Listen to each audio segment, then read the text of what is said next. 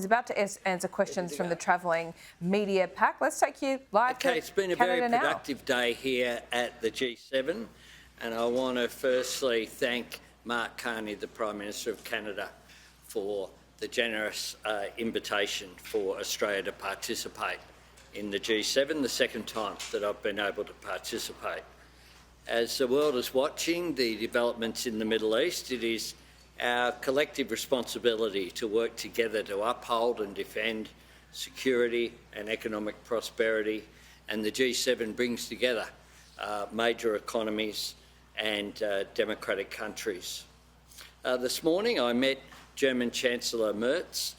We met on the sidelines of the papal inauguration mass in Rome, but today we had our first bilateral. We discussed how we can deepen our economic and infrastructure ties through our enhanced strategic partnership with further trade and business cooperation in the energy transition. We also reiterated our commitment to counter Russia's ongoing war against Ukraine and the need to uphold international law. I had a meeting this morning with US Secretary of the Treasury, Scott Bessent, which was a good opportunity to put forward Australia's position on tariffs. We also discussed how Australia can support the United States on critical minerals. Australia has endorsed the G7 Critical Minerals Action Plan today, which increases cooperation to build standards-based markets, mobilise capital and promote innovation. This opens up the prospect of further expansion of the Australian critical minerals and rare earths industry. And as you'd be aware, we made a number of commitments over the last couple of years in this area, including production tax credits, including the strategic reserve that we announced during the election campaign. Australia, of course, on critical minerals and rare earths has essentially the periodic table and has indeed 36 of the critical minerals and rare earths that have been identified by the United States. We also met, and they participated in the latter meeting with the Treasury Secretary as well, the US Director of the National Economic Council, Kevin Hassett, and US Trade Representative Jamison Greer. We made the point very clearly to the American Trade Representative and to the National Economic Council and to the Treasury Secretary that the FTA has delivered for both Australia and the United States for a couple of decades now, and that the United States has a 2-1 trade surplus in the US's favour since the 1950s. I also had an excellent bilateral meeting with PM Ishiba of Japan. Japan and Australia share a special strategic partnership which is closer than ever, and next year we will commemorate 50 years of a partnership and a relationship that we have, and we talked about doing something special to recognise that. Our long-standing bilateral trade and investment ties are a key pillar of our relationship, and we also discussed our defence relationship, but also how we can collaborate on the net zero transition. I also met my good friend Keir Starmer, the Prime Minister of the United Kingdom. We welcomed the progress that we've made to bolster the UK-Australia relationship, including under the Australia-UK Climate and Energy Partnership that we announced last year, including as well the free trade agreement, which has been very effective in increasing two-way trade, and also, of course, our commitment to AUKUS.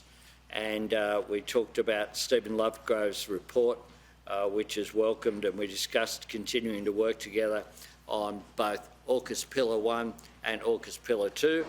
And Prime Minister Starmer invited me to the United Kingdom over the coming period. I did express our appreciation for Prime Minister Starmer's personal leadership on Ukraine, along with President Macron. The work that they've been doing to put together the coalition of the willing is something that I've participated on phone hookups and at least 2 of those meetings that have been held virtually over recent months, including one during the election campaign. I note that Australia has announced further sanctions on Russia's shadow fleet today, and that mirrors announcements by other nations that are represented here.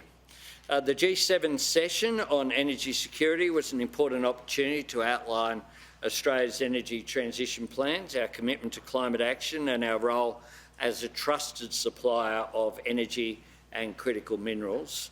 I also spoke about Australia's leadership on AI and other transformative new technologies, which was the topic of the second session of the G7 and partners.